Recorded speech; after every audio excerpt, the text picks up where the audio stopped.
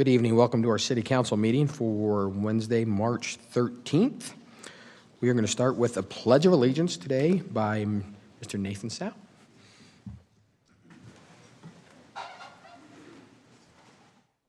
Please stand. Ready, begin.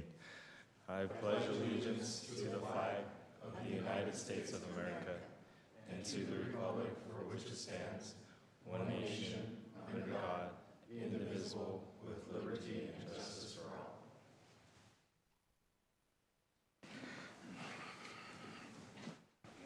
Thank you, Nathan. We'll now turn for item 4.2, City Council comments and recognitions. Anything from the council tonight?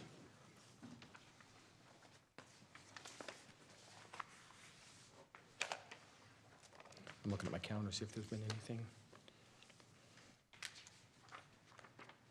Seeing none? You got something? I just know it's National Good Samaritan Day, so if you need to do something kind, you can do it today and get extra credit, I think, so. Perfect. Oh, thank you, Todd. Okay. We'll move on to item 5 then, for public comment tonight. Audience members may bring any item within the city's purview to the City Council's attention. Comments will be limited to 2 minutes. State law prohibits the council from acting on items that do not appear on the agenda. Public comments for this meeting will also be conducted electronically. Any person interested in addressing the council may submit a comment by emailing recorder@herriman.org or by visiting herriman.org/agendas and minutes, where there's a link to fill out an online public comment form. Your statement will be incorporated into the public record.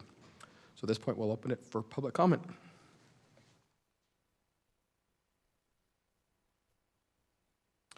Seeing none, we'll move on to item 6. We'll do city council reports. Start with Teddy.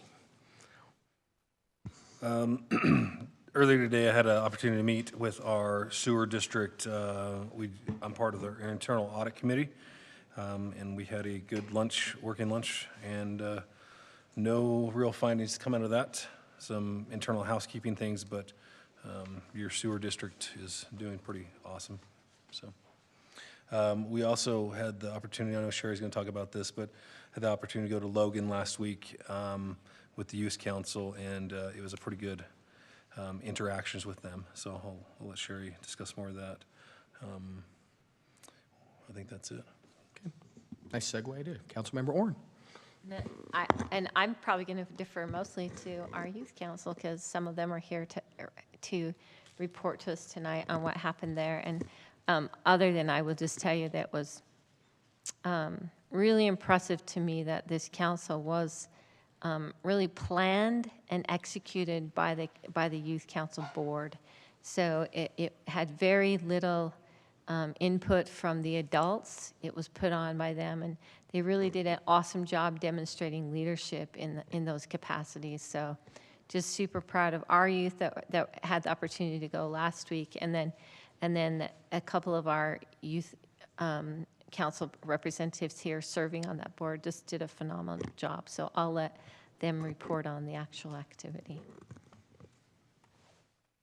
Okay. You want to do that during their presentation? Yeah, there's. Okay. Okay, perfect.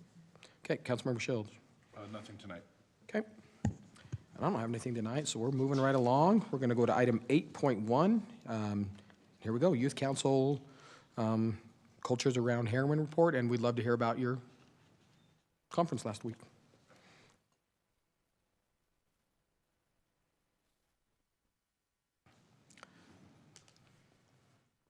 We have Mayor Chloe and Nathan. Thanks for being here, guys.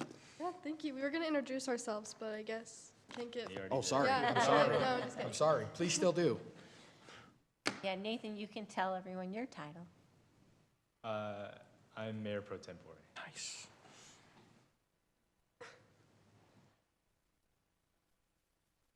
Wait on. Okay. Okay, there we go.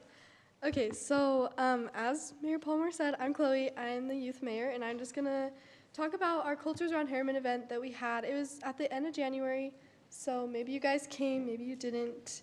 But we just want to say thank you to everyone who came and supported our youth council.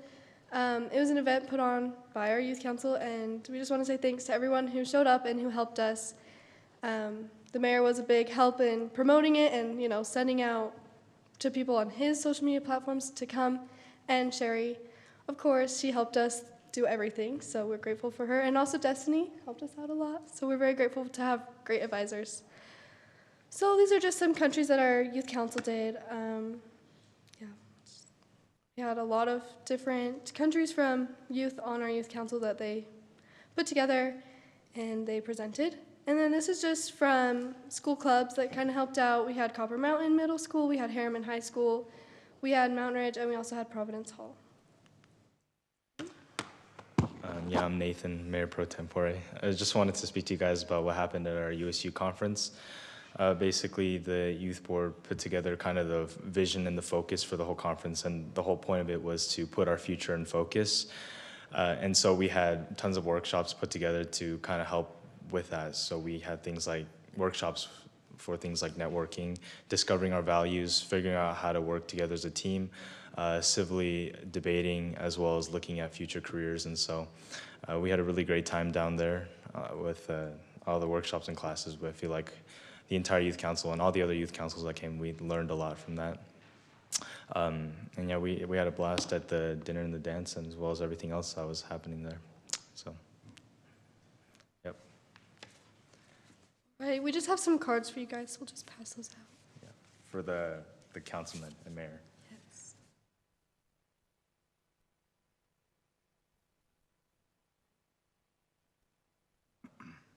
Thank you, Chloe.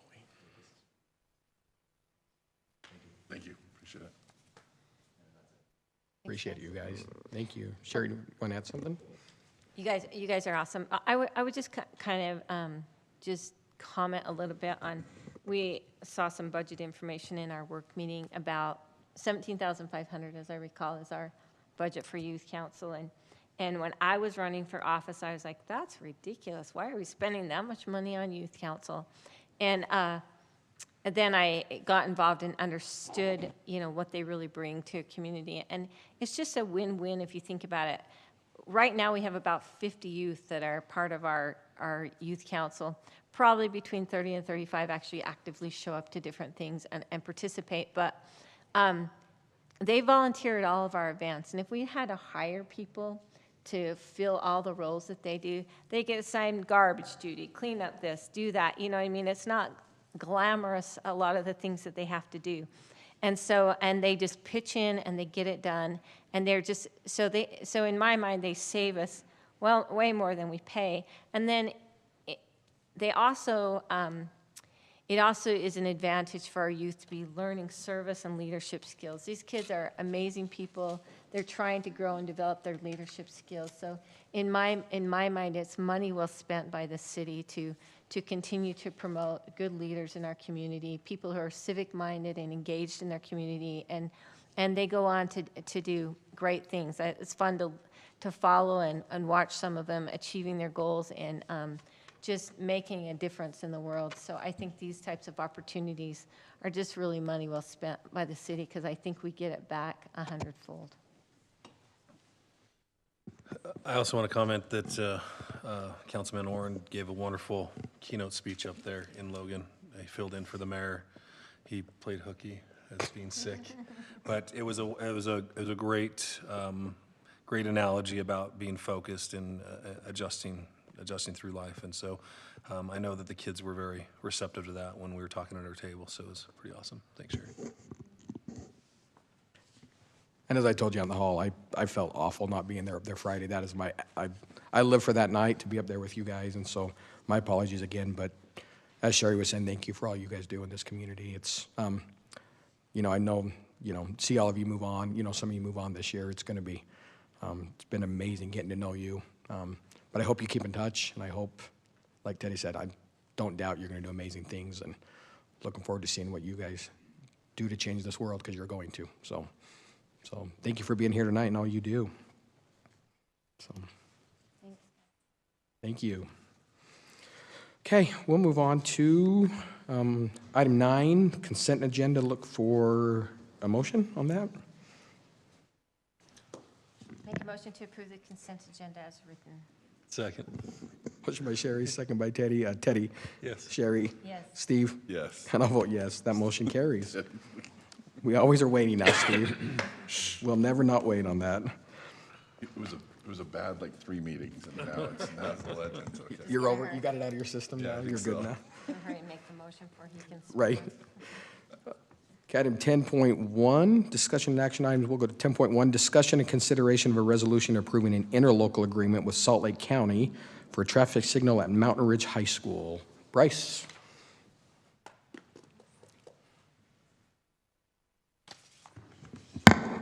Oops.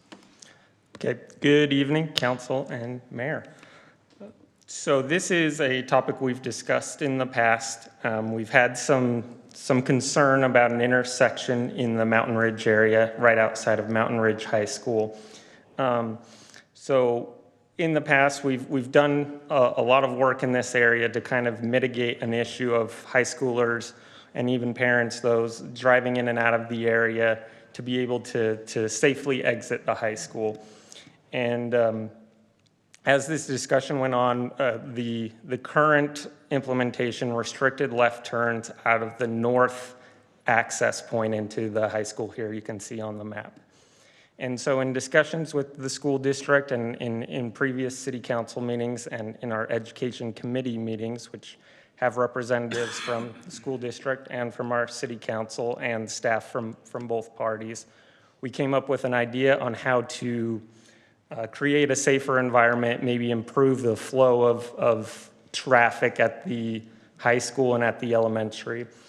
And so in our discussions with the school district, this idea came that if they could realign their north entrance into their high school and line it up with the road that goes north of the elementary school, Rex Peak Way or Raptor Way, it kind of changes names throughout the road, that the city would be interested in participating in improving the area by installing a traffic signal. And so in the February 27th meeting with Jordan School District Board meeting, they approved this as a summer project for this summer to be funded to realign this access road to line up with this intersection that we've been discussing. And so in previous meetings, it had been discussed that if the school district was willing to do that, then the city would be willing to install a traffic signal at this location. So this is kind of the conclusion of that. We work with Salt Lake County to be able to install our traffic signals. And so this interlocal agreement would give us the final confirmation and move forward to install a traffic signal at this location. It would require a budget to be planned for this project. It is a project that would happen this summer, so it potentially could just be added in the fiscal 25 year budget. We can work with finance to really determine how that is. The estimated cost for the traffic signal is in the report here. Let me just pull up the exact number here. It is $182,000 and $175. So I will say 140 of that about is all traffic signal infrastructure. It's posts, heads, LEDs, lighting to light up the crosswalks. And then about 40,000 of that is to put conduit under the ground or bore underneath the ground to make sure that each of these signals are connected. And that 40,000 is an estimate at this point. It could be less than that. That's like a not to exceed right now in the agreement. And we're pretty confident it'll come in lower than that. So the final bill from Salt Lake County will likely be lower than that $182,000. But that's what's in the agreement to allow the project to go forward. And then if the cost exceeds that, we'll have to come back and reconsider that at that point. So there is, as a lot of people know, there is an existing pedestrian signal at this location. So it did bring down the cost. Typically, a new traffic signal costs about $250,000. So there was some savings in already having a cabinet there, having a base there, having some of those signals already at the location. But that's only really for one leg. So we got to build the other 3 legs to be able to finish it as a complete traffic signal, and and put in crosswalks and the signals for pedestrians. So any questions to that? I do. On the scope of work, Exhibit A, it says to be completed by December 31st, 2024, which I assume is how we've aligned it with the county. My concern is the school district understanding that that's the scope of work. Our anticipation is before school starts, hopefully, but we are bound by December 31st, and we'll have to mitigate it in between then. That's a good point. Yeah, so we are on the schedule in talking with the county team that installs these traffic signals. We are on the schedule for summer in between when school ends and when school starts, the summer break. That is the anticipation. But we don't want to proceed on the traffic signal until the roadway construction is done. And since this is a summer project from the school district, their goal is obviously to be done before school starts the next year, but we kind of have to wait until that's done to do our work to line up the lanes with the traffic signal. And so you're right, this agreement says, hey, latest is December, but our anticipation is that it'll be done in the summer as long as the construction leading up to it is also done. Yeah, I just want to make sure, because we have obviously had communication issue with the school that's caused a lot of angst between both entities. I just want to make crystal clear that they understand that we'll have it done by December 31st. Our intention is to have it done in alignment with the road, but if there's a hiccup somewhere, there's a hiccup. Yes, and we can communicate that with them just to ensure that there's that clear communication. Our intent and the goal and the schedule right now is to have it all done in the summer break, but there is that possibility that it gets pushed and it might not be done till December. Yes, we can share that message with them. Thank you. Is there any repurposing of that hawk signal, or Say that again? is there any repurposing of that existing hawk Yeah, signal? so or- in this case, there are 2 bases and 2 arms that kind of cover the same leg. So one of those arms can stay where it is and just be the traffic signal arm for one leg of traffic. And then they can repurpose the other arm to face a different direction. If we can configure it rightly or correctly, then they can actually reuse that second arm with the base where it is and reorientate it. So yes, and that's why, like I was saying, a new traffic signal without any infrastructure there is generally $250,000. This is about $180,000. That's kind of the being able to reuse what's out there. Love it. Great work. I think that's going to help traffic in the area too. Yeah, it's needed. It's going to slow Yeah, down. because what's missing, even that you can't really, it's not big and bright on here, is right above that road realignment is the new elementary school that is going to be open this fall. So all that traffic is going to dump out into all this also. So it's important. Right, only slightly related. Any 138th, where, do you know what is? So yeah, we're working with the developer to build 138th before next school year. That's Edge Homes, that we're working on a reimbursement agreement with them.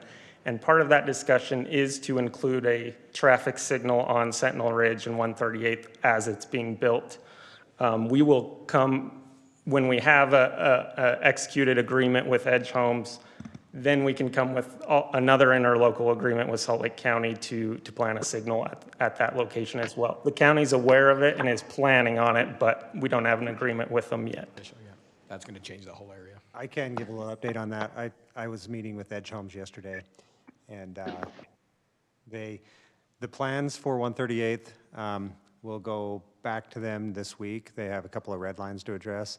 They are backfilling on top of the box culvert. So they did get this the box week. culvert The box in. culvert's Okay. in.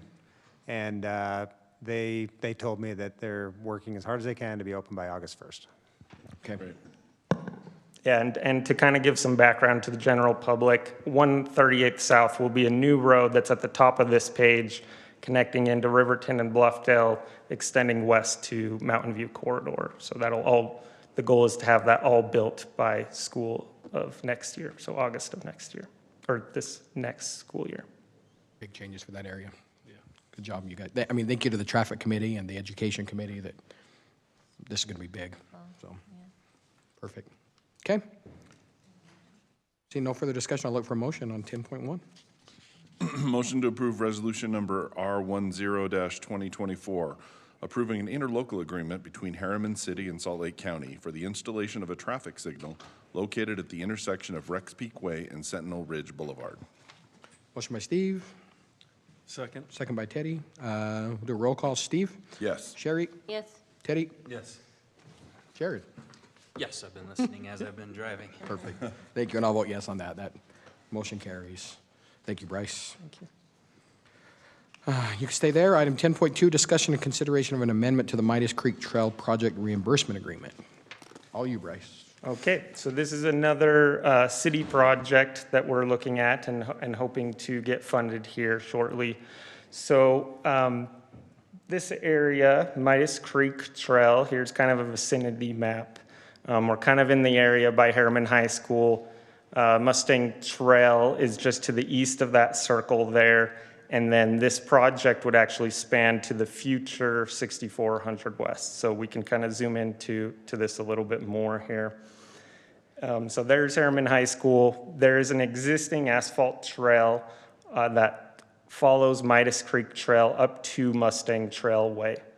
And a good portion of this trail actually also has an equestrian trail adjacent to the asphalt trail. So it's kind of a dual path trail where there's a equestrian trail and an asphalt trail from about Mountain View Corridor out to Mustang Trail. And the asphalt trail actually extends further than that.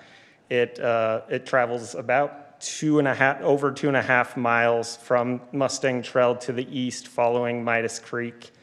And it even crosses from under Mountain View Corridor through the Copper Creek neighborhood and into Riverton East and almost all the way to Bangerter. There's a little gap at that point, and then it actually carries on even east of Bangerter, this Midas Creek Trail. It's one of the main trails in Herriman, and so this project is to extend that further to the west.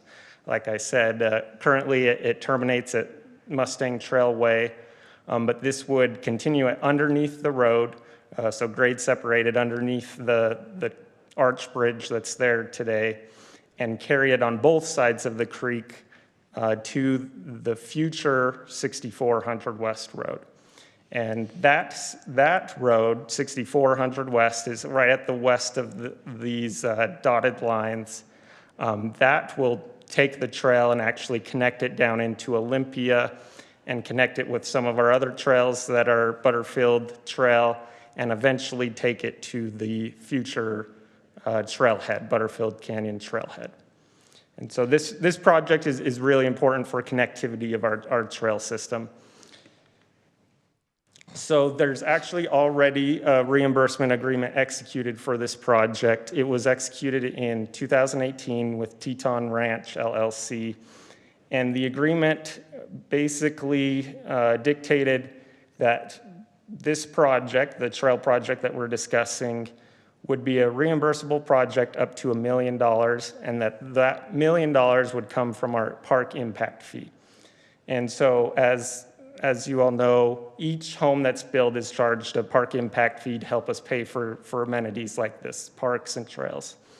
And so in the MDA and in the reimbursement agreement, it talks about this project being a reimbursement to the developer to install, and then the city essentially reimbursing them for actual cost of the trail. But it did cap out at $1 million. So we kind of did a quick calculation just to check the math there. The collection area that they circled in the agreement is shown here. If under our current park impact fee would generate about 1.1 million. And so it also, this agreement included some landscaping outside of the trail.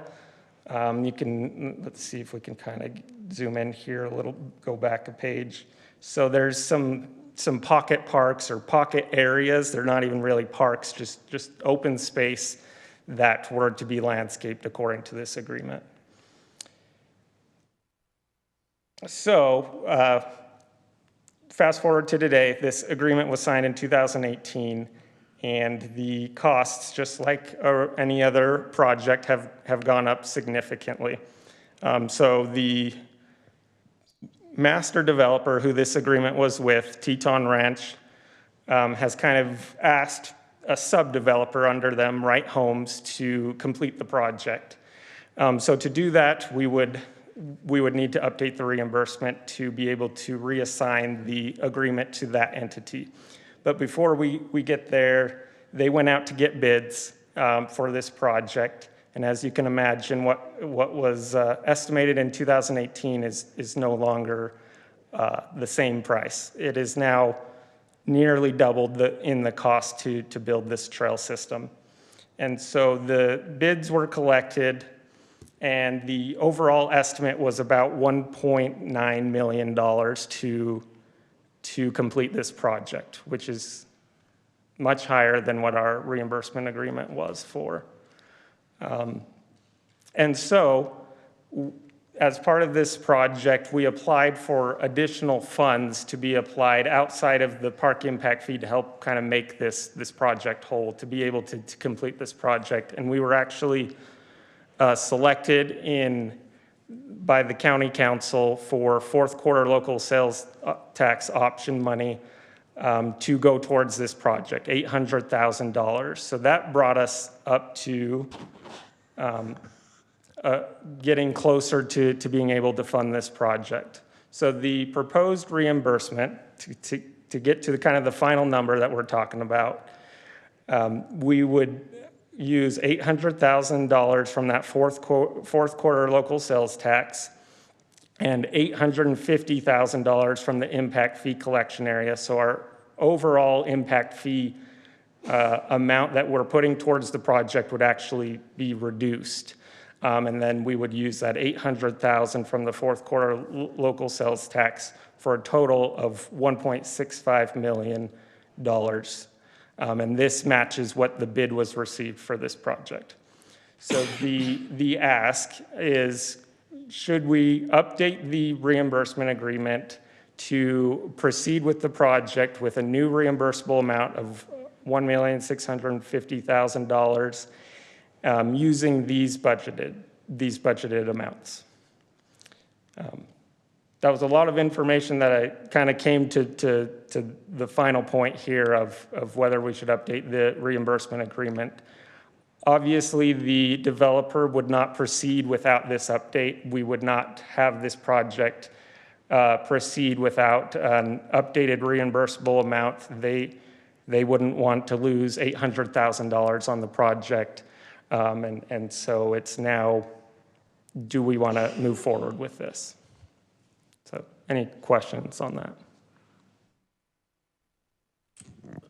I think this is a great time to look at the full MDA of that area and see what else we may want or need since 2018, or if there's other changes, rather than looking at this as one item.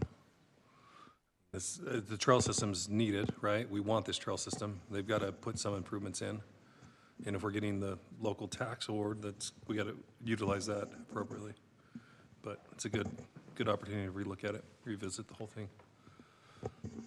Go ahead. Sorry, it was project specific, the $800,000. Yes, so this $800,000 is a reimbursement. Once we spend it on the project, we get reimbursed. So if we don't use it here, we lose it, essentially. Yeah, that's a good point. So we're currently obligated though, right, through reimbursement? There's currently an already agreement in place? Yes, that's correct. And Bryce, is that specific to the trails, or is that, because I think what I heard Councilor Hodges saying is that if there's a bunch of things that we need to look at, or is this one specific? So yeah, maybe I should have been a little bit more clear on that. So that 1.9 million, we are proposing on cutting out some of the additional landscape that was outside of the trail areas. So this is a proposal to bring the scope down a little bit of the project to really just build the trails. There is a pedestrian bridge that's included to connect the trails from one side of the creek to the other. It's also going to be a connection to the future Teton Park area.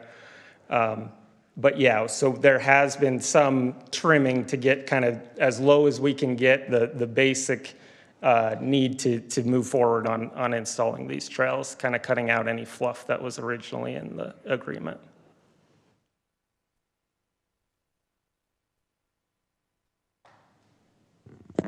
The other park fees or impact fees on that collection area, we're going to be able to maintain for other parks outside the area, or? Yeah, that would be the intent. Maybe Kyle can talk to that a little bit, but that would be the intent, that whenever we collect park impact fee, if they're not already obligated by an agreement, then they can go towards citywide park impact fee projects. I guess that's my question. This won't impact like Jackson, right? I mean, this isn't money that we're taking away necessarily from like another park in that. No, we're essentially actually lowering the amount that we've committed from this area of park impact fee and giving some back to the overall pot of park impact fee. Yeah, our cost as a city share goes down Okay. because we've got the extra funding from the county. Almost, yeah. And truly, we could be obligated to 1.6 million at this point by reimbursement agreement. So by having the 800,000 now. No, I thought I read that we're obligated to 1 million. Yes, right? the We current can't agreement exceed is 1 that million. we will reimburse up to $1 million. Right. So we'd be obligated up to that point. Like I said, the developer probably wouldn't proceed knowing that that is the case because the project costs $2 million. Are they obligated to install? You wouldn't build what you're seeing here. You're not going to get 2 trails. You would have to value engineer it down to their amount. We can't require them to put that in without reimbursing them. Yeah. I think maybe we're overcomplicating a little bit. If I might just try to summarize, restate. All we're trying to do is that the cost has gone up and is more than we've authorized to spend on it, and is more than we can collect from that area. We've applied for and received a grant of 800,000, which helps fill that gap, so we just need to amend the agreement to allow us to put that 800 towards this project. Yeah, Nice thing that's is a good summary. It filled even more than the gap, so we don't have to come up even, it saved us It actually 150 saves grand. us some. Yeah. Correct. Yeah, thank you. Okay, look for motion then. I'll make a motion to approve an amendment to Midas Creek Trail Project reimbursement agreement. Motion by Sherry, Second. second by Jared. Jared? Yes. Teddy? Yes. Sherry? Yes. Steve? Yes. And I'll vote yes. That motion carries. Thank you, Bryce. Thank you. Item 10.3, discussion and consideration of an ordinance amending Herriman City Code, Title 6, Chapter 5, and an amendment to the parking violation fee schedule. Matt?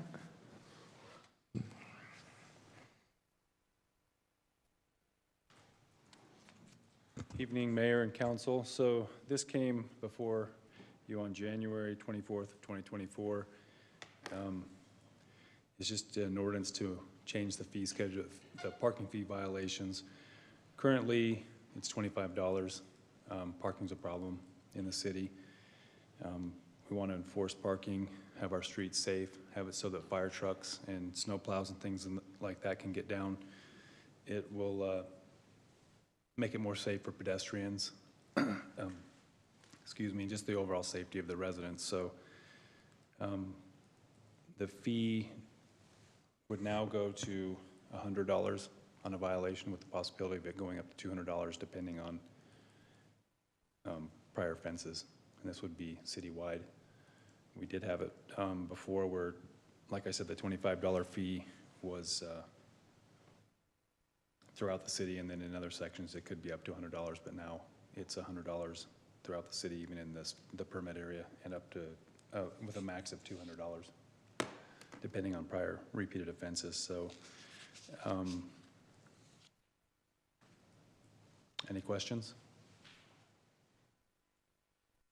Questions from council, comments? No, I just wanted to make sure, I know we talked about this before, but I just really want to make sure we do a blitz on notifying people about this, because I think really a lot of the focus was trying to take care of the mess with the parking up by the reservoir, but it's not specific to the reservoir. It affects everyone in the city. So I just think it's important to make sure everyone's aware that if you're parking where you're not supposed to be parking and you've gotten a ticket before, it's going to hurt a lot more now.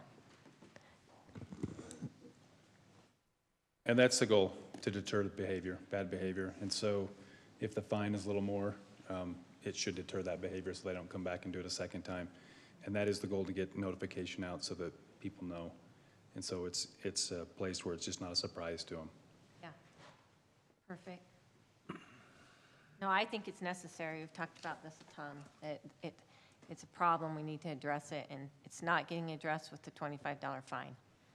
So they have to start knowing that their recreation or whatever they're doing, you're not going to spend $25 to get to park wherever you want. It's intended for a purpose. Okay, any other comments? I'll look for a motion then. Make a motion to approve ordinance number 202403, amending Herriman City Code Title 6, Chapter 5 concerning parking violations fee, and amend the master fee schedule to reflect the adjustments. Motion by Teddy, Second. second by Sherry. Roll call, Steve? Yes. Sherry? Yes. Teddy? Yes. Jared? Yes. And I'll vote yes. That motion carries. Thank you, Matt. Item 10.4, discussion and consideration to repeal and restate Chapter 5.1, Animal Services, enact Chapter 3.13, Animal Establishments, and approve a notice of pending ordinance for potential revisions to Title 10 related to animal establishments. Todd? Good afternoon, Council. I appreciate the opportunity to talk about this again. You should be honest. We have talked about this topic for a number of years. We have given presentations, mostly in the work meeting, but I'll still go through over the major changes. But first, I wanted to let you know someone had a birthday since the last council meeting, and it was Mark, my dog. He turned 5. So it's my daughter's dog, and so she made a cake, and it was really cute. To give you a history, like I said, we talked about this a lot. The council directed me on what provisions they would like to see in the proposal that I sent to you last time. I made those changes. Ultimately, we were trying to reduce the amount of the length of the code. It was confusing, hard to implement, an enormous amount of staff time trying to follow all these procedures. So I'll provide a couple overviews. So in Chapter 5.1, this is the current Animal Services title. We're essentially repealing everything and replacing it with the proposal in the packet. We cleaned up the definitions, made it consistent throughout the code. We differentiated between domestic animals and livestock, which wasn't clear before. We had a provision in our prior code that stated you could have a vicious or dangerous animal if you permitted it with the city. We removed that section with the understanding that that could potentially create liability where we're knowingly and know about a dangerous animal and then permit it. Having a subsequent event could potentially cause a suit against the city. We simplified the nuisance issue, and nuisance is generally defined as, the barking and the whining. So we put that in a provision. We have different penalties depending on what it is. Like a dog bite would be a Class B misdemeanor, but a dog going to the bathroom on someone's yard, that would be an infraction on the first level. And I'll go through the penalties in a minute. It also clarifies the process to impound and dispose of an animal. While not critical for any policy discussion, but it's really more important on the staff side of things to have clear policies and procedures in place. We are proposing to, and this is in the current code, so it's not really a change, but it was a big discussion last time, limit the number of animals to no more than 3 domesticated animals of any one species and no more than 4 domesticated animals combined. There is an exception for if a dog were to have a litter or a cat, then you can have that litter until the litter is 4 months old, then you need to find a home for it. We simplified the licensing aspect of each animal, and we required the dog to be on a leash not to exceed 8 feet in length. And this cartoon came up after last time we talked, where it says, hey, I'm not crazy. Sure, I let him drive once in a while, but he's never off his leash, even for a second. This was another point of discussion last time about what type of leash requirement we want on there. So per the council's discussion, we included the language of not to exceed 8 feet. We also wanted to make that consistent with our park regulation, where we also require a leash to be 8 feet in length. We require animals to be vaccinated against rabies, which is consistent with any city. And the penalties. So we changed the penalties. Last time it was a Class B, the last proposal was a Class B misdemeanor, and that these penalties would stay in place for 5 years. We changed that to your first penalty, unless it's specifically excluded otherwise, like a dog bite, your first offense would be an infraction. And then it would go up if you have another issue to a Class C misdemeanor and then a Class B. And we shortened the time frame down from 5 years to 3 years. We are proposing to enact Chapter 3-13. So in the current code as it sits today, we have a whole pages of animal establishments like pet shops and shelters, and we have listed regulations underneath each of them. And we thought that the animal services is more for the treatment of animal and how to use the animal, and animal establishments is essentially a business licensing question. So we moved all those regulations to the business licensing section. And we created standards across the board for all animal establishments and how to revoke the business license if it comes to that. We simplified additional regulations for animal establishments to follow, and I'll just show you an example of what's currently in code. So you can see pet shops and grooming parlors, and they're essentially the same regulations. So what I did was I combined all these regulations and just stated that this is the proposed language, that any establishment, animal establishment, if you meet that definition, has to follow these if they apply. Sometimes they won't, but that's okay. Last thing is we talked about how do we deal with the zoning aspect of animals and animal establishments. What should we do with what zone they're located in? Should they be in a HOMOC, that sort of thing? LUDMA, which is the Land Use Management and Development Act, authorizes cities to enter into a notice of pending ordinance, which essentially means that we have a current ordinance, but we need to make changes based on either new information or something coming forward. And if you pass the amendments to Chapter 5.1 and the enactment of Chapter 3-13, then we really need to look at the zoning aspect of animal establishments.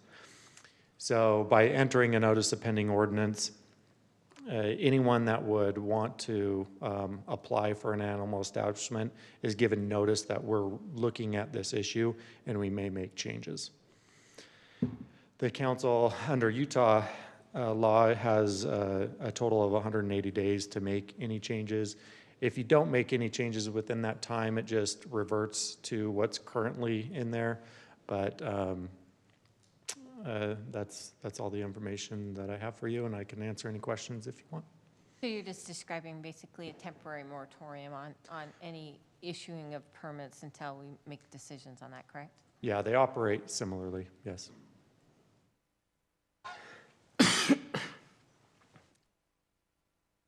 So you want, of Go course say. I have questions. Come on, Todd. But, Go ahead. Yeah. okay. So I've went back and I re-listened to work meetings and discussions on this, and I'm going to go back several years.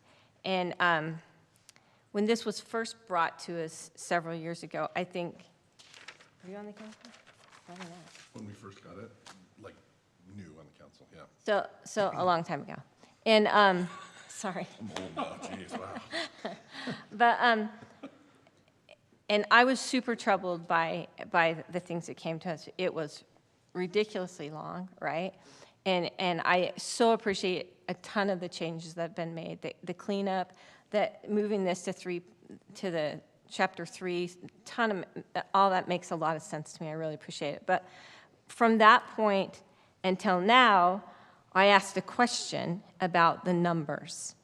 I was like, help me understand why we have a number. I specifically asked it at this dais, right? I can't pass this ordinance because it was on for action. And I'm like, I have all these questions about it. Why do we have a number? Why is it a magical number of 3 dogs and 1 cat, or 2 cats and 2 dogs, or 3 cats, and this Mod Podge of how many animals or how many domesticated animals you can have? And to date, I've never received a clear answer. And other than the answer is probably because there's not a clear answer to give you, right? There is kind of a standard in the cities that surround us that's about the same, so we're just kind of going along with what they go along with.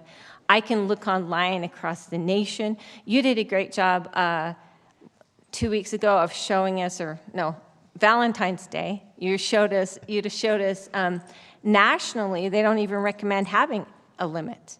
There's no national organizations in the ones that you said that recommend a limit. They don't have a recommended limit, right? The one like the Veterinary Association, they recommend maybe addressing bad actors, right? But there was no real clear, the only thing I have read that all makes sense to me is how many animals can you safely, responsibly take care of, right? And so then I look at it and I think, is that my job to dictate how many animals you can take care of? Some people can't do a good job of taking care of 1 animal. And some people can do a good job of taking care of 10 animals. I don't know. And so it was hard because we're going back and forth on what is the magic number? Should we have a number? I know we asked even our enforcement, and they said it's easier for them if there's a number because then it's easier to prove if it's a nuisance, or it's easier for them, which I understand, but I also believe that, and I respect that, but I also believe that if you're trying to prove a nuisance, it should be hard, because I don't want this neighbor or that neighbor dictating just because they're annoyed at something I do, just because it doesn't necessarily fit their idea of something. So it should be hard. We should have to, it is sit until proven guilty, right? There should be a burden of proof, a preponderance of the evidence that your animal is creating nuisance, and or that they're not in a humane setting. Should be pretty easy for animal control to go in and go, I think Nathan's, there's 5 dogs in here with mange. They're all malnourished. They have no food, no water, no shelter. Okay, that's pretty clear evidence of abuse. And to me, that's where we should be focusing our attention, is understanding how animals are being treated in our community, and make sure that if they're in our community, they're treated humanely. So I'm confused about the number, and still am. And so we've had a lot of discussions on this, but the component that has been truly missing, and don't get me wrong, we get reports, we get heat maps of animal calls, and every once in a while we get a report of here's animal services saying here's how many calls they've had and things like that. But we've never combined that really with this conversation. I don't know what the problems are this ordinance is trying to address. Is this ordinance addressing all of the problems our animal control officers are dealing with? And does this magical number of no more than 3 dogs take care of the problem? I have no idea. And I don't see any documentation given to us that are making the decision that really answers those questions. And so then it makes it really hard for me to support that number, because I believe in personal property rights. And I don't want to take away a right to have an animal or allow you to use the property you want to use in a way, as long as it's in harmony with safety in our area and humane treatment of animals. And so it becomes a little bit difficult for me and a little bit confusing to me. So I would much rather see us take a look at these numbers and have a good answer for that. And I would propose that the way we do that is we change the variable. And we say, for the next year, we don't cap that. And then we compare our calls that we've had over the next year to the calls that we had previous to that. And I would propose that we form it's not a committee, I forget, what is our broadband committee called? A task force. I would propose that we form a task force that's made up of our enforcement officers, that's made up of maybe a veterinarian that we could have perform on that, somebody who lives in our community in an apartment with a dog or a cat, someone that lives on a larger acreage with animals, just a variety, a good balance of people that could give input into looking at the different issues that we're dealing with and coming to an understanding, does it make sense that, are these addressing the problems? Are these taking care of the issues that our code enforcement are dealing with, or are they not? Do we need to adjust it and tweak it? Because I just can't feel comfortable about the number. There's places all over the United States. Some people have 6, some people have 10, some people have 3. It's all over the board. And so how do we make a good decision without that kind of information? You know? I can respond that we're not really changing the number of animals from what's currently there versus what's proposed. And the proposal was based off council discussion last time. Right. As far as how we came to that number, I don't know.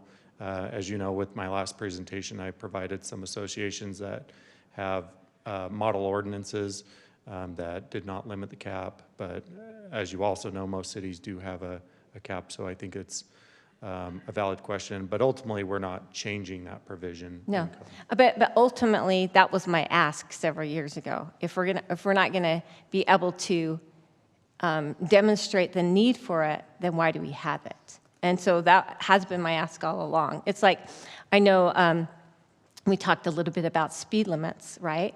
Well, Blake, when we implement a speed limit on a road, do you just arbitrarily grab that out of a hat? No, it's all based on the design. So yeah, you have science and data behind it. Like standards, what traffic counts there are, how big the road is, if it's residential versus commercial, those kind of things, right? Geometry.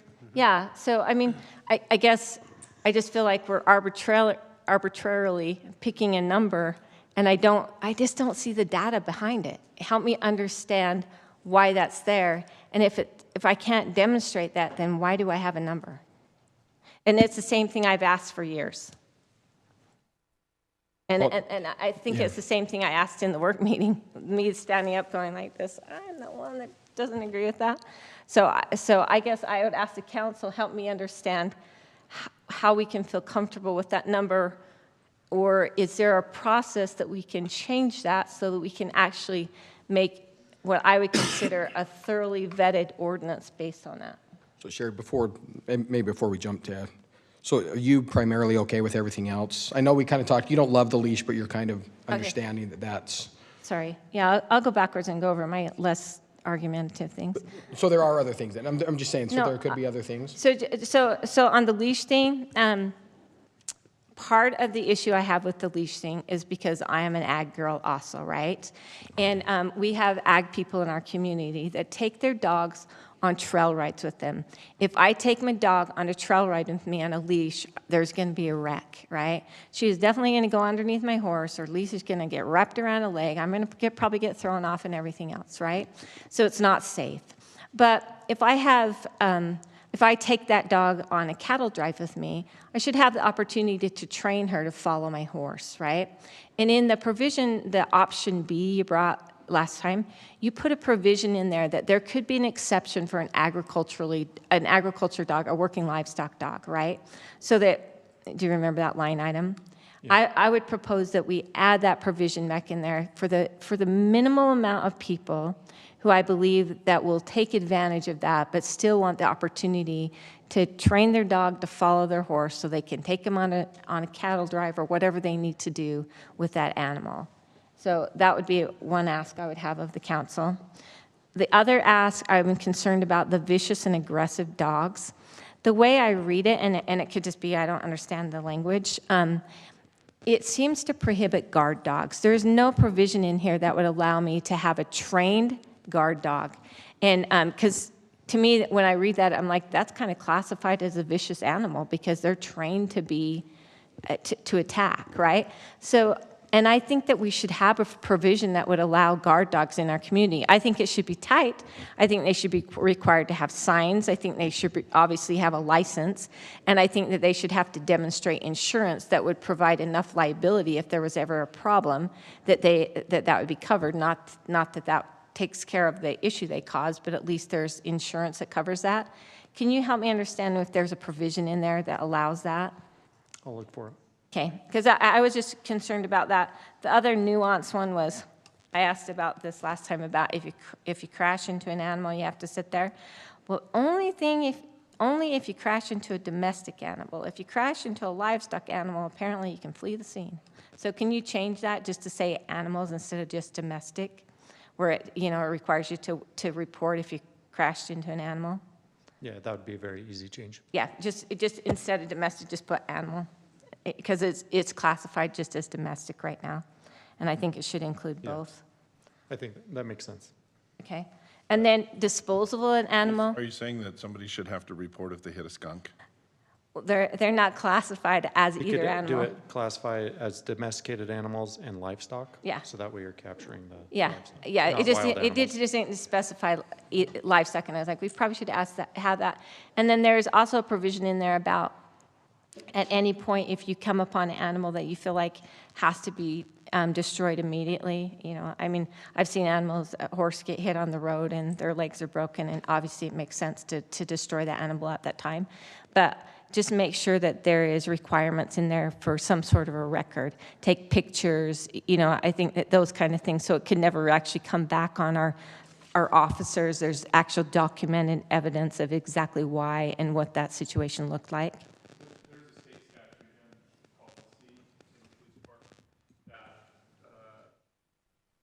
Perfect. And what it requires is, that's on now.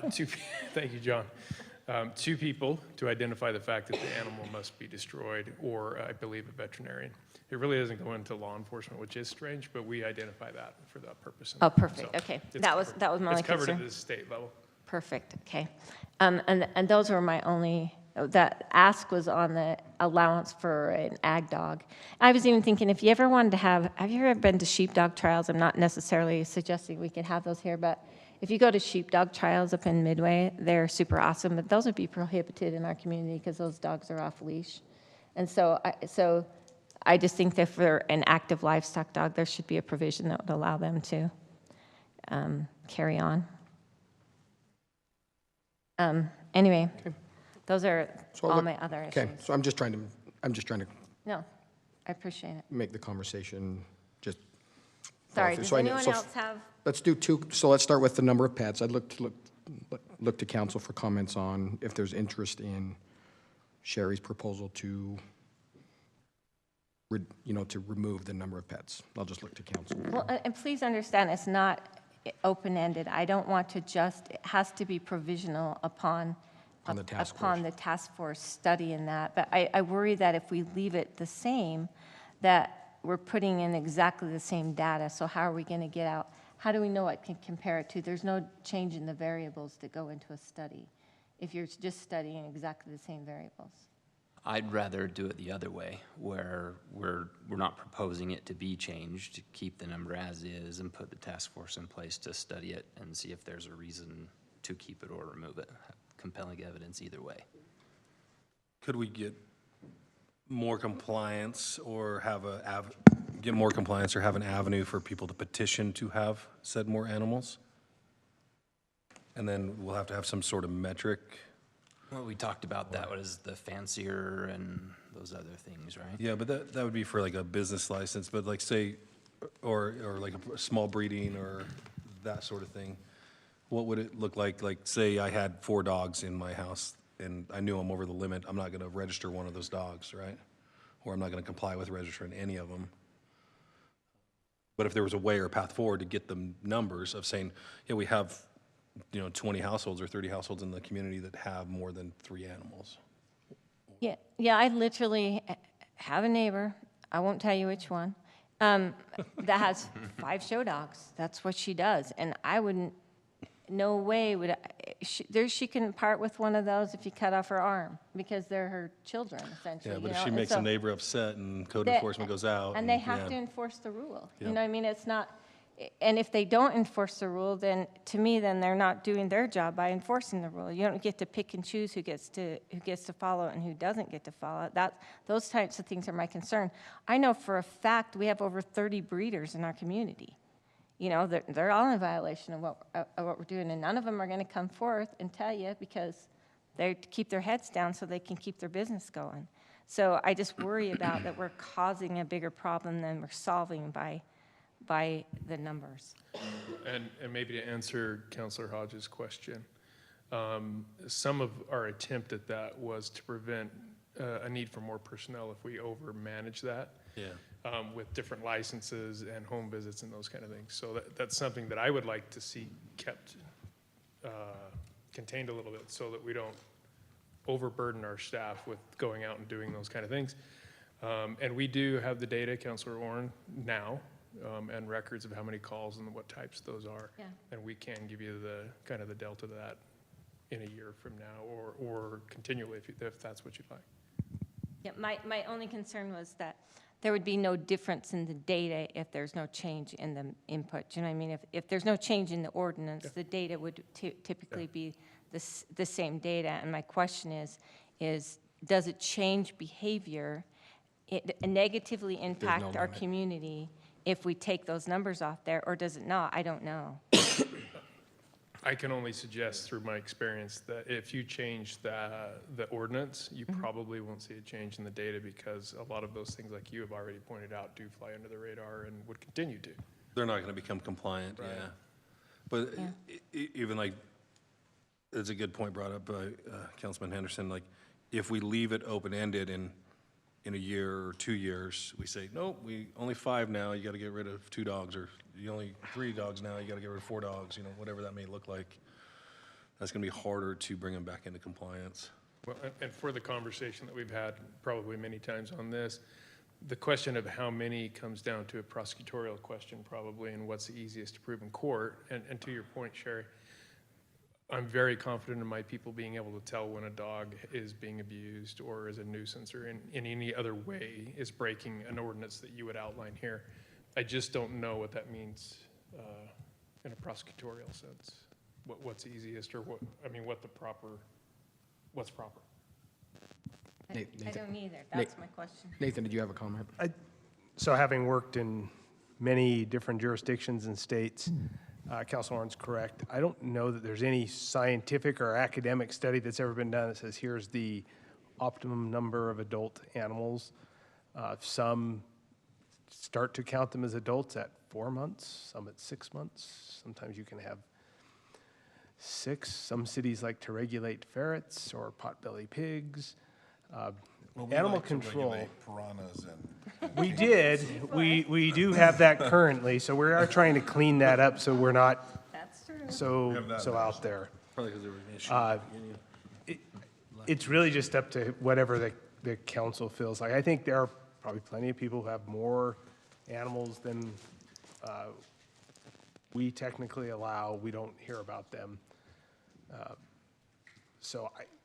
Again, it's, I was telling Councilor Orrin this morning, I've never had one where it was just in this egregious, well, they have 4 animals, there's just too many. There's always something else being driven. Most of the issues we're probably dealing with are barking, which are, noise is Those are hard to do. incredibly difficult to enforce and to prosecute. running at large, right? And I don't mean just the dogs running. It's going up. It's maybe charging people. It's scaring them. Maybe it's not going to bite them, but they don't know that. So those are the kinds of things that I've seen throughout my career where that you see with animals.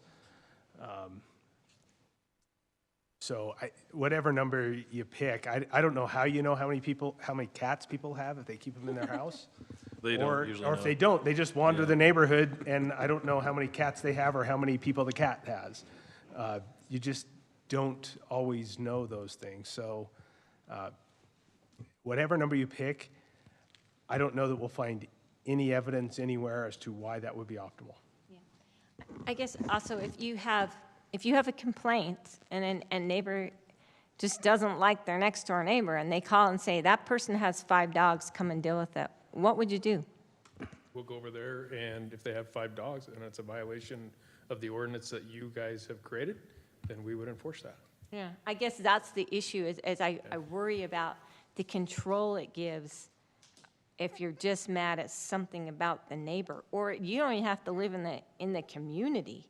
If you decide you don't like somebody, we have an incident, I know for a fact right now, we have somebody that was called in by somebody that doesn't even live in our community because they worked with them, they decided they didn't like them, they knew full well they were out of compliance with our ordinance, so they called in a complaint. So we have to go there, oh, yep, you're out of compliance, get rid of your dogs. Yeah. And so I'm just like, to me, that's pretty harsh. Literally, when I listen to this person this particular person talk to their dogs, you'd just be asking her to chop off her arm to get rid of one of her dogs. Because that's how much she, just loves the animals. And so I just, that concerns me. Well, we have to be consistent with how we enforce it. Yeah, I agree. I'm just going to make this comment. I keep hearing arguments as to why we shouldn't impose an ordinance. And I hear, well, some people won't comply, or some people are under the radar, or it's going to be used to complain against a neighbor, or it's going to be this, or it's going to be that. We could apply that same standard to every single law there is on the books. We shouldn't have a disturbing the peace because it's just somebody going to, pissing at their neighbor because they're being loud or something, right? Every single law that exists anywhere is really a matter of enforcement, right? It's a tool for enforcement. We hope that people will comply, and if they're not compliant, we have law enforcement to enforce compliance with the law. I was just doing a quick search. I found that in some states you can have up to 50 dogs. Like Washington State allows 50 dogs at a house. Others are, 2 dogs. Some are 4 dogs, and if you have more than 2 acres, you can have 10 dogs, right? It's just, it's all over the place. Yeah. So trying to say that in the absence of any definitive scientific evidence or something like that, we shouldn't have one. I don't know that that's necessarily the right approach. I do think that there's been an effort to try and see what is consensus among other cities, states, municipalities, recommendations, all those kind of things. Or if not consensus, at least what a majority opinion might be. And I think that getting into this, 3, 4, 5 is probably in the right target number. But if you draw the line at 3, people have 4 are going to be hurt. If you draw it at 4, people have 5 are going to be hurt. You draw at 5, it'll be people with 6 that hurt, right? Somewhere along the line, there's a line that we're going to make. Some people are going to be happy with it, some people are not. Some people are going to be negatively impacted, some people won't. Trying to decide, I can't make the number this one because I have a neighbor that it might negatively impact. I don't know that that's necessarily the fair way for us to be making ordinances. I will say this, we have gone through this and debated it and looked at it and reviewed it and discussed it and analyzed it and tore it apart over and over and over and over and over again. This conversation just keeps going in circles because we keep bringing up the same issues that aren't being resolved. And I sure as heck don't want to have to have another task force investigating what's the proper number of dogs for people to have. I think that there's, most of the things that you're asking for that are exceptions are, not unreasonable exceptions. And maybe there's a way to accommodate some of those things, but generally speaking, if you got 4 or 5 dogs, it's a lot of dogs, right? I think that we can adjust it based on acreage, or if you have a business license to have more than that. But I don't think we're being inappropriate or restricting rights or being abusive or mishandling the power that we have as a municipality by establishing some kind of an orderly number. I'm not necessarily advocating what that number needs to be, but that we should establish a number just for general order. So I just hope that we can come to a conclusion on this, because I don't want to talk about it. And that's what I'm trying to get, that word. No, and I guess the same orderly number, it's like, but then it's always subjective. It's like, Sure. Again, a person in an apartment can have the exact same number as a person on 50 acres. How is that orderly? I don't think it is. That's what I'm saying. I think there should be I've said that all along. I think Yeah. there should be an adjustment based on residential versus agriculture and on the size of the property, right? Some scaling, so. So can I test the temperature of the count, just so we can, like you said, we belabored this quite a bit. The one thing I want that might help with the conversation is when it's a Class C misdemeanor and instead of a citation, what's the difference, or why do you guys choose that realm of? I'm sorry, classification? Yeah, why not just like citation on site, or instead of a misdemeanor, or what's the difference on enforcement there? Well, so they could range from an infraction to a Class C or a Class B. So depending on, like a dog bite would be a Class B, that's worthy of a Class B charge. Correct. Where maybe something else, no license is worth an infraction. Big difference between the two. Unlicensed, unregistered, Something like that. Okay. And so that's why there's just a different range of what you would cite somebody for. Then it's up to the animal control to So the stipulate animal that. control Or the would go to prosecutor, the okay. house. Yeah, and Chief, I'd like to know if there's a number of animals that becomes a substantial challenge for enforcement. Right. Even a risk for site visits Or something like that, right? And Sharon and I had this conversation earlier today where she was talking about, if it's a huge number, you'd call for backup, just like if there's some other kind of problem, you'd call for backup to handle it. I'm just kind of curious that, do we have backup services if there's animal problems? How do we handle that? I haven't heard any of that kind of information, so I think that would be useful to understand as well. Okay. Yeah, and I guess also on the Class C misdemeanor, I still think it's a little strict, because like, if your dog gets out and poops on the neighbor's lawn, which it's annoying, I get it, but the second time, within 3 years, you're at a Class C misdemeanor, and it's like, oh, and the third time, you're a Class B misdemeanor. Better be careful your dog's not pooping on your neighbor's lawn, right? I guess it's just concerning to me that it escalates to that point. That's a DUI level if within 3 years you have a violation of your dog or your cat or your horse or your cow pooping on your neighbor's lawn, right? Just don't let your cows get out. Exactly. They have before.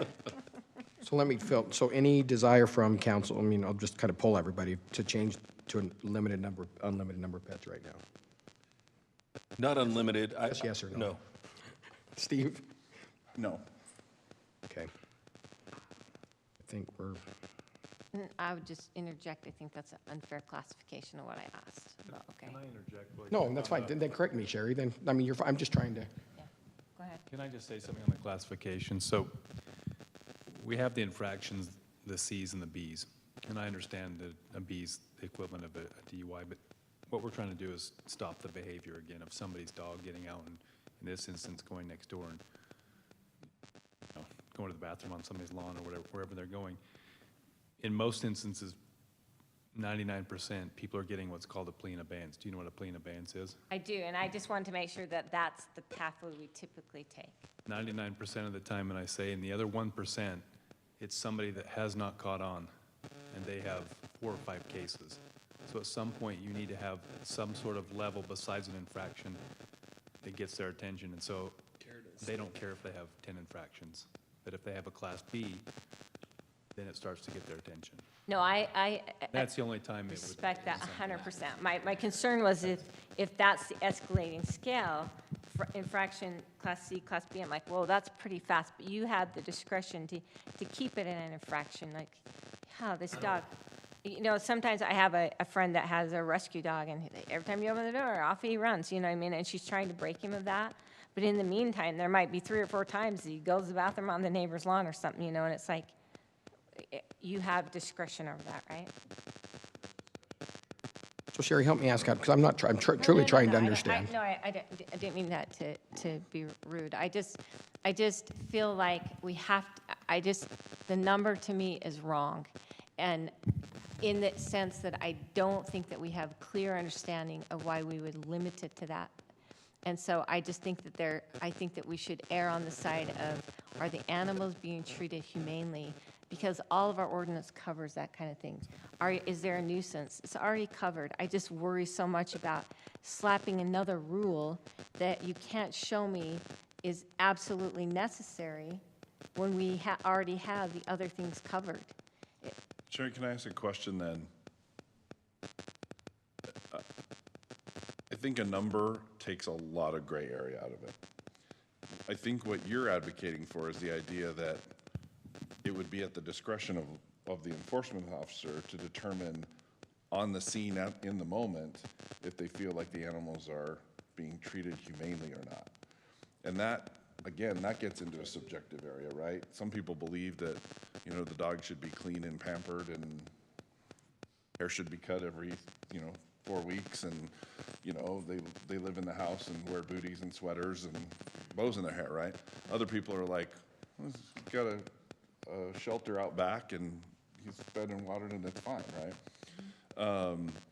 If you have, 3 Chihuahuas, it's different than if you have 3 Mastiffs, right? I mean, there's so much gray area trying to say that we're going to make it this really, really, subjective idea of humane treatment of animals, which, I mean, I guess there's some definitions you could have there, but. I assume there is definitions about humane, is there not? You're good. Is there clear definitions of humane treatment of animals that our code enforcement adheres to? Yeah, there's the basic necessities that they have to own the dog, right? And that's shelter and food and making sure that the animal is properly cared for and, fed and watered. So beyond that, they make assumptions on, or they identify, not assumptions, they make an identification of whether the animal is being treated humanely. And we've had a case very recently where the dog simply was not, the dog was seized and now is fostered out. So yeah, and as I mentioned earlier, they're very capable of doing that, the staff is, to come in and determine whether it's a nuisance, whether it's inhumane treatment. But it's pretty clear. They don't look at it like, oh, this dog is not pampered enough, right? It's yeah. clear that the definitions are pretty clear as far as what humane treatment means. Yep. And there's also state code to rely on also for that section, so that's referenced. In that case, maybe that should be their guidance, right? I just always feel like that is the guidance. You can clearly tell if somebody is not treating their animals humanely because they have too many animals to take care of, right? There are dogs that live outside, and some people think that's inhumane, but it just simply is not, right? If the dog has shade and water in the summer and is properly fed, and vice versa in the winter, dogs are still outside, and there's people that don't think that's right, but most dogs can care for themselves. They find, they go into their doghouse and find the heat that they need and survive, right? Now, that's not the same dog that's inside and is walking around with a sweater on and those kind of things. It isn't, but at the same time, the animal services folks can go in there and determine that both of those dogs are actually being treated humanely and being cared for. Does that make sense? Yeah, I guess that's just been my argument. It's not that I think that it should be unlimited and people would responsibly take care of 50 dogs. I agree with that, right? But I think that anytime our code enforcement is responding to an issue, they are probably in violation of a humane issue or a nuisance issue that we don't have to say, you also can't have that many dogs because they're in violation. of the things that we want our policy to address. We want our policy to make sure animals are being humanely treated in our community. And honestly, we respond to dogs and cats that are being treated inhumane much, much less than we do nuisance calls. Yeah. And the majority of them are barking or whining, and day and night barking are two different things. It's as Nathan pointed out, it's a hard thing to enforce. Well, yeah, But we because you're, typically have nuisance issues. yeah, your interpretation of nuisance. I have a cow that 6:30 in the morning, she is bawling. And I apologized to my neighbors, and they said, we actually really like the sound. It reminds us of being on, you know what I mean? So to them, it's not a nuisance, but maybe to the other neighbor, it might be a big nuisance. So it's really subjective, right? And somebody could call that in as a nuisance when your other neighbors simply don't, right? Exactly. You're in an ag area, and they think that that's what it's supposed to be. I think my own dogs are a nuisance, so. That's because they have sweaters on, Steve. Let me- So no, I let me- didn't mean to interrupt. No, I you're just fine. want you to understand, I just And don't I want know to what you shoot were the saying. lemon off. I just want to focus instead of on how many animals you have. I wanted to focus on, are they being treated humanely? I understand. Okay. Anyway. Well, so let's go that- to the other those one. are- those are She's my asking, are there any desire to have an exception to the leash for the agricultural pets? Not for being on trails.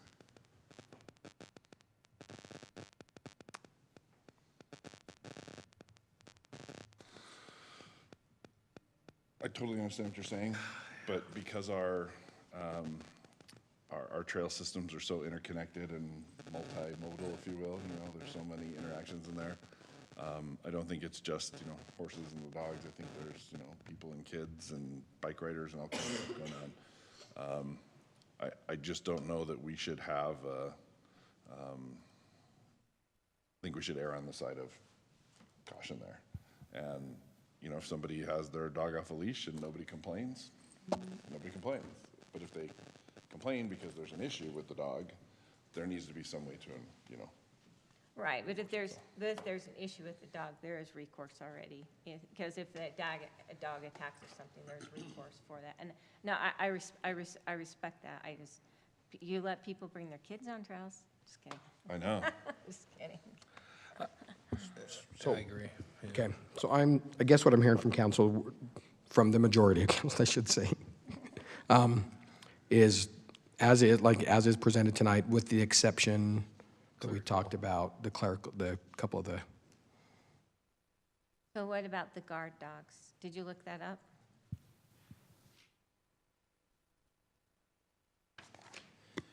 I don't think guard dogs would fit under the definition of a vicious animal, and I just want to read real quick what that includes. I have to get back to it.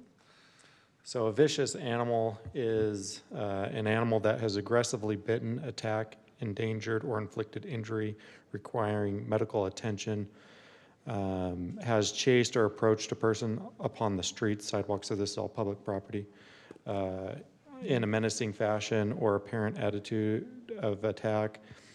C, has severely injured or killed a domestic animal while off the owner's property, or has been used in or trained for animal fighting, not necessarily to protect one's property.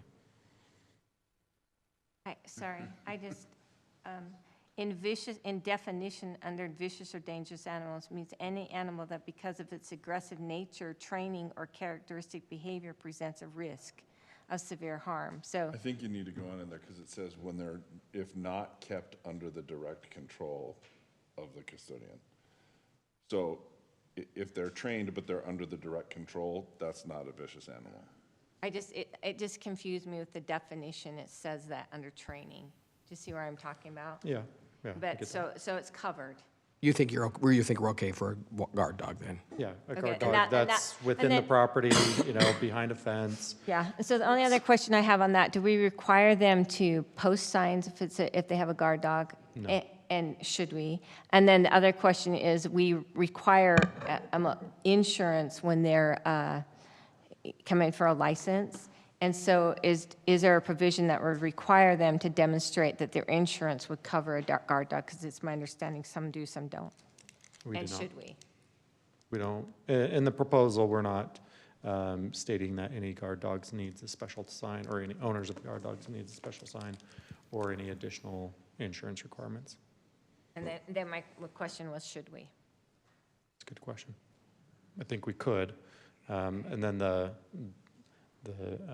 debate would be is whether you should, and whether that, if it's a guard dog that's not a vicious animal, would that, their homeowner's insurance should be covering any issues Any anyway, issues? that sort Okay, of thing. then that's my concern is that even for protection for them, that they're, if we're gonna say you have to come in with insurance, then what does that even mean? Yeah. I think people should be more worried if you have a firearm than if you have a dog. I don't know how many people would, this would go in through the permitting process. We would have to amend that change in figuring out what's a guard dog and what's not a guard dog. And Too much. I think that would create an administrative burden. Okay. And I just wanted to make sure that they weren't prohibited, because when I read, nature of training or characteristic training, obviously a guard dog would be trained to be a vicious or dangerous animal, according to this definition. Yep. I think Matt would have a hard time prosecuting a guard dog versus a vicious animal, where a guard dog's within the property. It might be barking, sure, but it hasn't attacked anyone. It's clearly restrained. He wouldn't be able to prosecute that as a vicious animal. Okay. Okay. Thank you. Currently, there is a guard dog section, but that's been removed, I think, almost every time this has been amended or revised, just based on what it's creating the city to do. And I don't think the city's in a position to be giving out permits and determining whether a dog Nice. and all that stuff, it could potentially cross the line of liability for the city because we're interacting with Okay, good. okaying a dog. And My primary concern was just I didn't want, the way I read it, I thought they were prohibited. I just wanted to make sure they're not prohibited. At this point, I'll take back my opposition to daylight savings time if we can just get this one done, and I'll never say another word. Okay, so I'm hearing from the majority of council, we're comfortable with this. Were there any changes then? There was the one change to the livestock to the injured, if they, okay. Other than that, now do we need to make that note in our motion, if somebody makes that motion then? Okay, so I guess I will look, and I appreciate the feedback, and Sherry, I know I appreciate the passion behind this. I know it's not easy, so, but I'll look for a motion with that amendment then. If that's the direction of the council. What are we adding, Todd? Just clarifying that domestic animal and livestock, if they're injured, yep. Oh, there was actually one where I was wondering, on the tag thing, could we just add a provision that they either have to wear their tags or else they have to be chipped? Because I think the issue was that if animal control picked them up, that the only way they know if they're rabies or licensed is if they have their tags on, but if they're chipped, you would know that also. So could we just add a line that says that either have to have their tags on or they have to be microchipped? I think those are two different things, but I Okay. can check into that. I'm pretty sure the chip doesn't include updated information for rabies. Typically, it's just ownership. Yeah, it's And a just lot of time. ownership and I believe the initial veterinarian. But we can check into that. And if I can clarify one more item, Councilor Shield, am I collecting data? Was that, your request was to collect data on how many times we go to a house? No, just, is there any data, or at least anecdotes, or something that suggests a certain number of animals, it becomes a challenge for enforcement to handle, right? Because if they can handle 5 or 6 dogs, that's Yeah. fine, right? If they can't handle 10, I'm not aware of Great any, but I Danes, do know that's that a we different have, thing, just like with our police, we would have backup animal services that would come and help us if we had to capture 10 dogs that were running loose, right? may I just? Cats instead usually of- go in herds, Steve, not dogs. Yeah, can I just make I think I'd like to do this. I'd like to make a motion, we just continue this item for 1 week. Get a chance to get some of this information back and then pass an ordinance then. Wait, are you? Or for 2 weeks. Is this a daylight savings blur you're? No. Just continue it to the next meeting and get a chance to get answers to the questions and get some feedback from Animal Services. Just, I mean, if they tell us the number's 8, why do we have 3 in our ordinance? You know what I mean? And not play to what information would they come back with? That's just so if we're going to continue, just so they're clear, what information would they come back with? Yeah, and so that we're absolutely clear on what. Maybe I'll restate it. What I think you're asking for is if animal control's called out to deal with, maybe we're arresting somebody, you have animals, how many animals before you need the backup? Okay. That's how I would look at that. And maybe not just on animal control calls, even normal police calls or interactions, right? Okay. Because it could be one dog you're having trouble with. And they use the same database, so we would have all that information together in one place. And then I think Sherry was asking for the nature of calls. I mean, if it's noise or if it's, nuisance or something like that.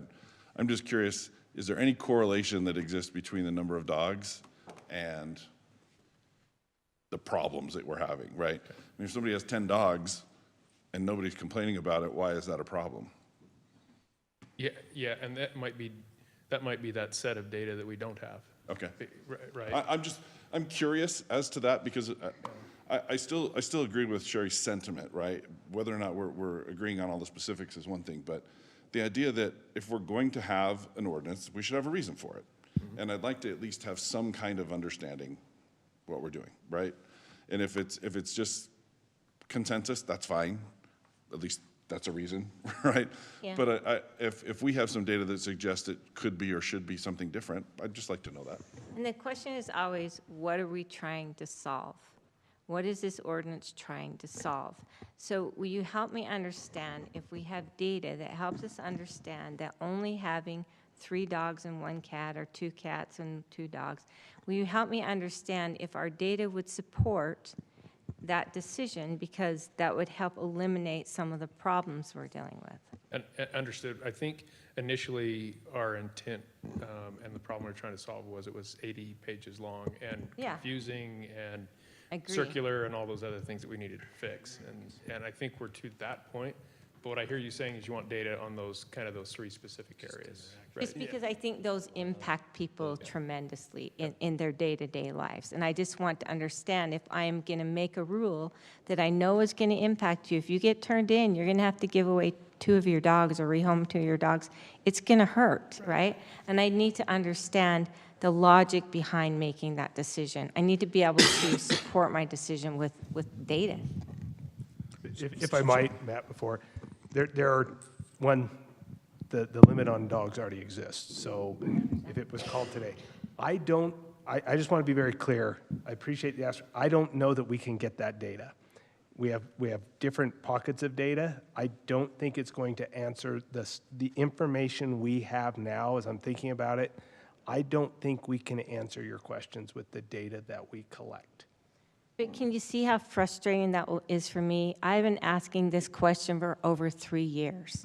And so it's like, I still can't get an answer, but I still am being pressed to make a decision. And it's like, it seems simply unfair to make a decision like that. And based on my desire to change it, I understand that I'm the one that's been pushing that. But the reason I've been pushing that, because I want to make sure it's data-driven. It's not just arbitrary.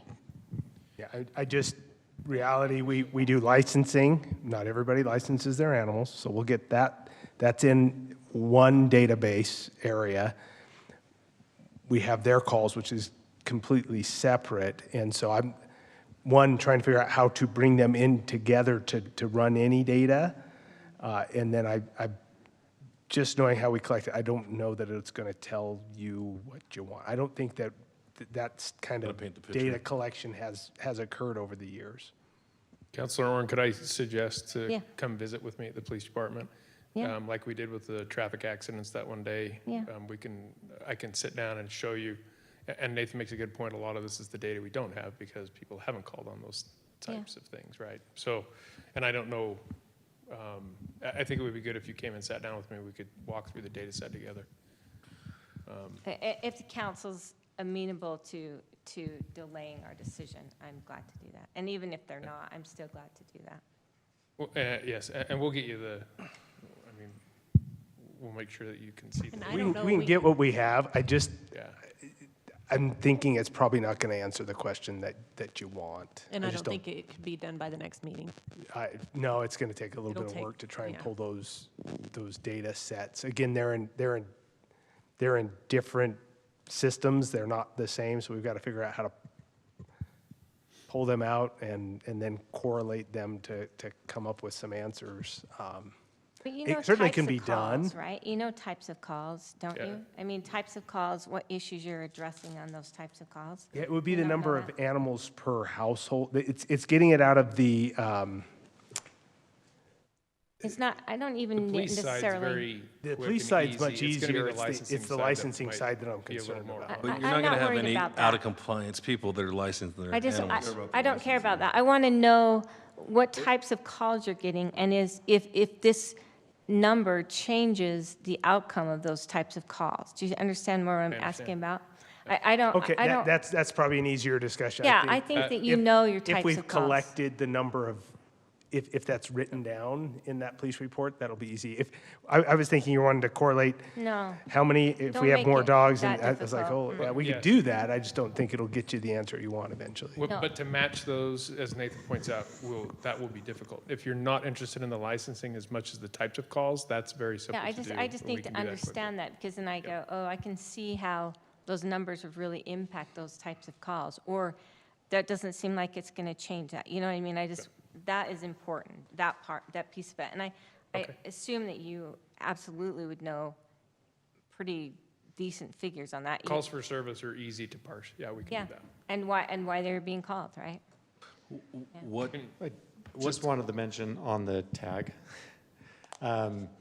A lot of times the tag is for a neighbor or someone, in the area that doesn't know who that dog belongs to.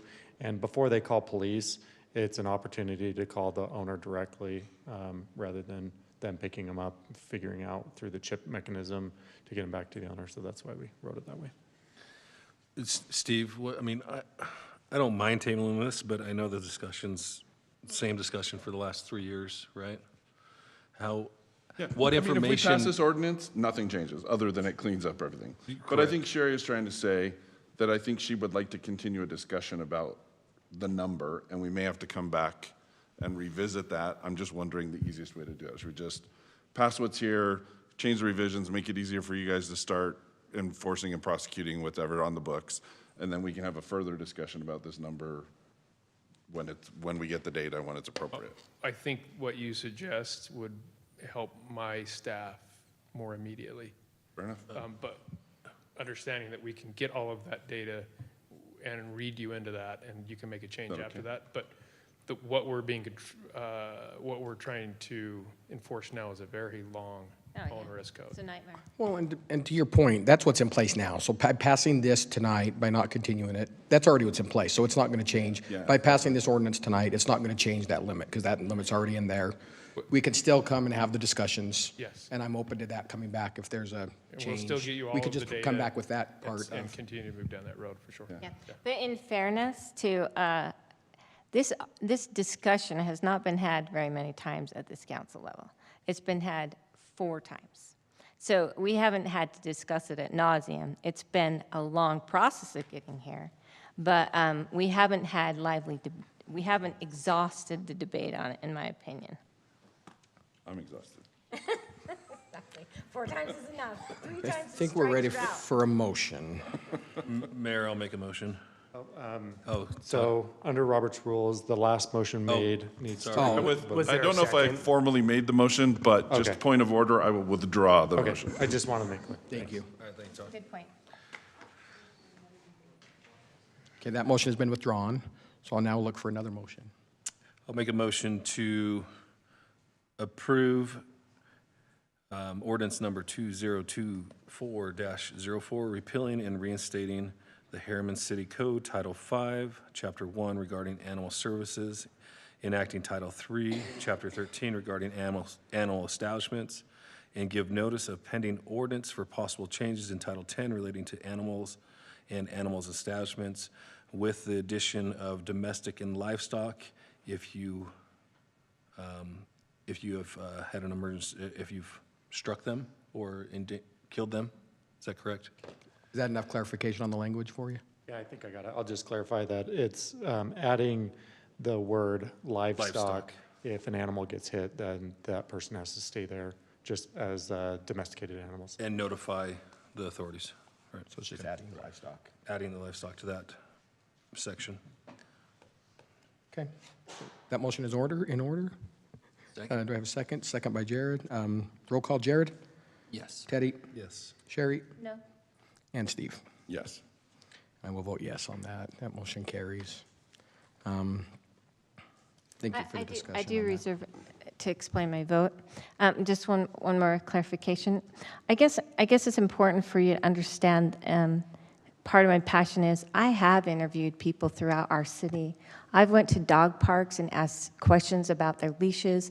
I've driven up next to people walking down the street with their animals, asking them questions. So I just would challenge if anybody on this council has went to the lengths to try and understand the impact it's had to our neighborhood by interviewing tons of people through our community that have animals in our community. So I would find disappointment in the decision, but I'm part of this council and I will be glad to move forward with that. Thank you, Sherry. Completely understood. Okay, move on to item 10.5, discussion and consideration of an ordinance amending Herriman City Code, chapters 3-5, 7-3, 7-4, and 7-13, and enact chapter 7-15 related to telecommunications, broadband, and cable services. Todd. Thank you, Mayor and Council.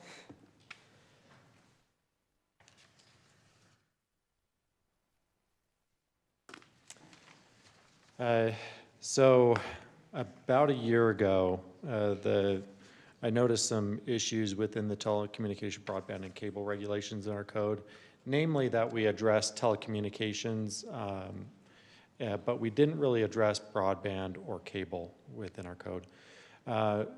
One of the issues was how do we apply cable and broadband when they come in and ask for, we want to provide either internet or cable within your city. There wasn't really a mechanism to do that. So as you know, telecommunications deals with, as you see in the first picture, the towers that are typically there, the phone lines. Broadband is typically internet, and cable is dying because I think internet's taking over cable. The regulations that we look at is the telecommunications is the Telecommunications Act of 1996, the Municipal Telecommunications License Tax Act and Utah Code, the Municipal Cable and Television Public Telecommunications Service Act, and I'm not going to read all of them, but there's a lot of different laws, both federally and within the state, that we have to comply with. Some of our ordinance provisions did not comply with the federal laws, mainly. So part of the revision process was make sure that they were compliant. We did send this to outside counsel a few times. I talked to outside counsel several times about some of the changes.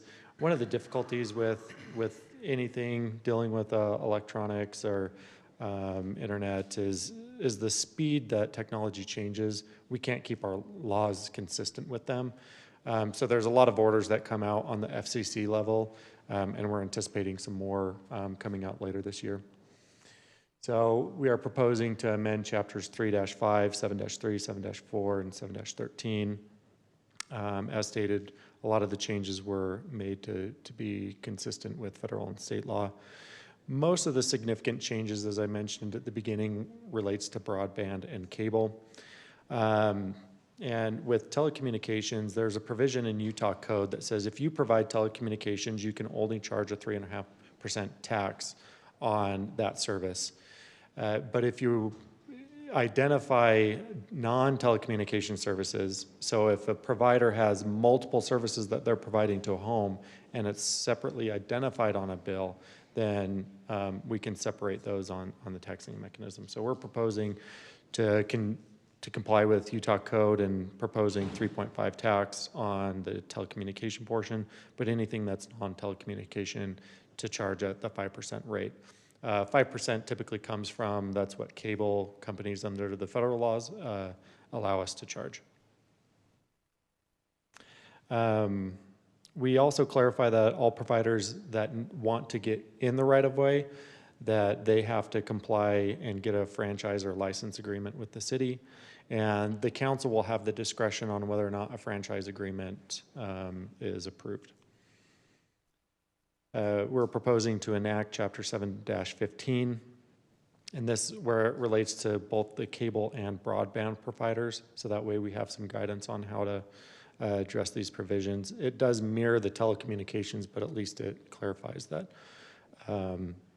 what they need to comply with. And that's it. Really the big thing was, probably the big takeaways is, if a company wants to provide any service that's utilizing city right-of-way, they have to comply with the provisions that we're proposing and ask for a franchise agreement where you have the discretion to approve that. How you determine to approve that will be up to you, and I think that will be a difficult conversation.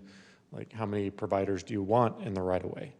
And you know, maybe you want to encourage providers to be in the right-of-way and get that competition there. So that can be a discussion for a later day. I'll need to, if this is passed, I'll need to revise our template that we use to comply with these changes. I do want to note that I made a few minor changes from the packet. Really, it's just clarifying language on pages 8 and 9. I printed those out for you. I defined what a person is, and then just added television before services, just to make it consistent with Utah code. So no other major changes with the paper version versus what was in the packet. I'm happy to answer any questions. Any questions or comments? No, thanks for cleaning it up. I think you did a good job, and it's crazy to me how many different regulations they are, and some of them conflict. It's very confusing. Yeah, broadband's the difficult one because there really is not federal regulations. The FCC is looking at maybe having the broadband fall within the telecom. So if that's the case, then we might need to look at this again. But one of those changing laws that it's hard to figure out where they're going with it. And an FCC order is not law; it's good direction. So that's another area of complication.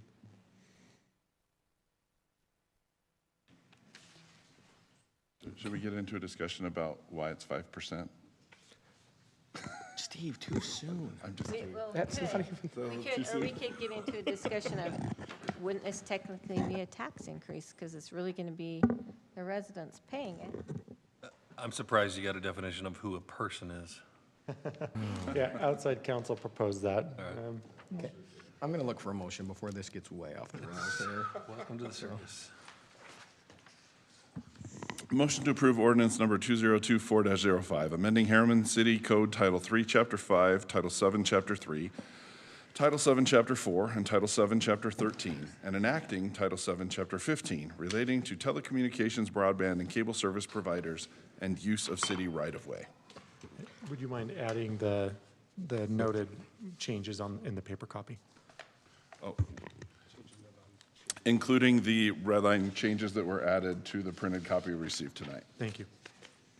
Thank you, Steve. Motion by Steve. Second. Second by Sherry. Steve? Yes. Sherry? Yes. Teddy? Yes. Jared? Yes. And I'll vote yes. That motion carries. That brings us to the close of our meetings tonight.